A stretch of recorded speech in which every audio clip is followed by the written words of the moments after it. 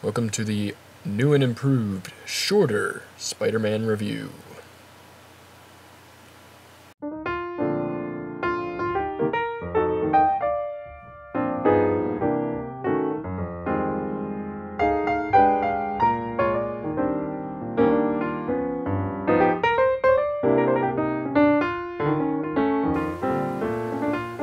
Alright, let's get down to it. This year started out with a story about demons attacking New York City and taking over inanimate objects and making them attack people. So it was pretty cool. Reminded me a lot of Ghostbusters. Spider-Man fought like a giant shark in the Holland Tunnel. It's pretty sweet. Also, Hobgoblin trades his soul for demon powers. That was at the end, so I guess we'll see what happens with that whenever they bring him back. Also, another thing that happened was Harry puts on the Green Goblin costume again. He finally remembers that he was the Green Goblin once, and then he fights the Hobgoblin. So it's pretty cool. But he's not like, he doesn't go crazy again. He's just doing it to protect his family. So it's pretty sweet. Also, Peter and MJ are evicted from their apartment because the guy who kidnapped MJ is bitter about her rejection and is pulling strings from jail and trying to ruin her life. But Harry converts his father's old warehouse into an apartment building and gives them a reduced rate on the top floor loft, so it all works out. Another thing, Venom returns, but Spider-Man outwits him, obviously, and then he goes back to prison. So yeah, that lasted about 3 issues. Another big thing was Chameleon kidnaps Jameson and takes over as him at the Bugle. And he starts running a smear campaign against Spider-Man, even more so than usual, really. And eventually he's found out, and then Jameson is freed by Spider-Man.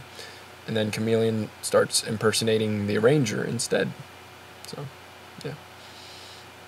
And Joe Robertson is found guilty and sent to federal prison in Pennsylvania for concealing information about a murder he witnessed 20 years ago. And his cell is right next to Tombstone, the very man that he testified against. And Tombstone intimidates him from inside, and eventually there's a jailbreak, and Joe then jumps out of a helicopter, taking Tombstone with him to, the forest below. And they end up on an Amish farm in Lancaster, PA, specifically. So, it's nice to see that shout out. That's where I live. Joe stabs Tombstone with a pitchfork, and Tombstone runs away back to New York. Another big story, some drug dealers, the Lobo brothers to be exact, that the Arranger tried to kill last year. Turns out they're werewolves, and they come back for revenge against Kingpin and start a huge gang war. And it's preceded by them massacring Kingpin's men, like big full-on slaughters of giant groups of people. But yeah, the wolves are eventually taken out. All is good, gang war ends, whatnot. The annuals are about the army of Atlantis trying to invade New York and bring some kind of demon serpent god thing into this world. I only got bits and pieces of it because it ran through all Marvel publications. It was like a continuing story, and I got parts 4, 6, and 11, so I only got to see a little bit. Seemed pretty cool though. Also, there's another big story. There's a lot of like 6-parters this year, but Red Skull has a plot to make Symkaria and the U.S. go to war with each other by like assassinations and planting evidence of things, against each other. So, but he's thwarted by Spider-Man, Silver Sable, and Paladin. So, it's pretty cool. Now, there's a funny story about a racist who becomes a giant amorphous blob and obviously gets taken out. But Chameleon, Hammerhead, and Tombstone are now in league with each other as of towards the end of this year of issues. Anyway, yeah, the big ender for this year, which is going to be continued next year, and I'm really excited about. Some major villains come up with a plan to take out each other's enemies, and some crazy fights happen. But early on in this, like the second issue of this thing called Acts of Vengeance, Peter is hit by some kind of extra-dimensional energy, and it gives him significantly enhanced powers. And he makes like a giant hand out of webbing and crushes a rocket with it. And then he can hear and see things from like miles away. And he can turn any substance into any other substance, like, say, metal into glass, just by thinking it.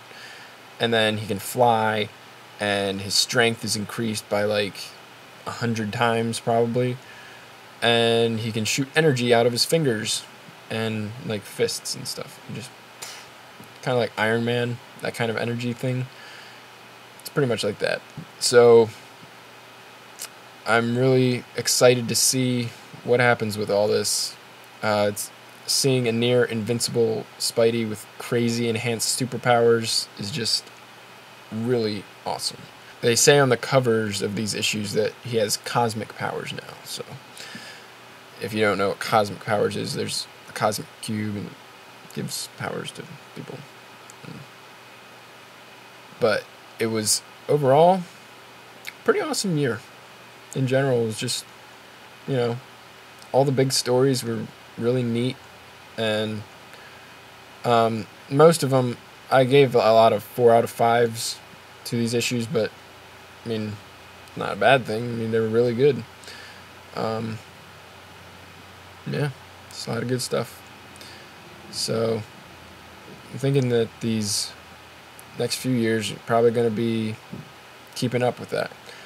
One thing I noticed was that for a while, they've been having like random, like, you know, changes in writers and artists like throughout each issue of everything. You know, only like with like 6-part stories would they have the same writer and artist. But this year, they had the same, they kind of, after a few issues, they would have the same writer and artist for issues again, like they used to. They used to do that. So yeah, and Jerry Conway, one of my favorite writers, actually was writing both Web of Spider-Man and Spectacular Spider-Man simultaneously. So yeah, it's pretty crazy. So yeah, guess I'll see you next time in 1990.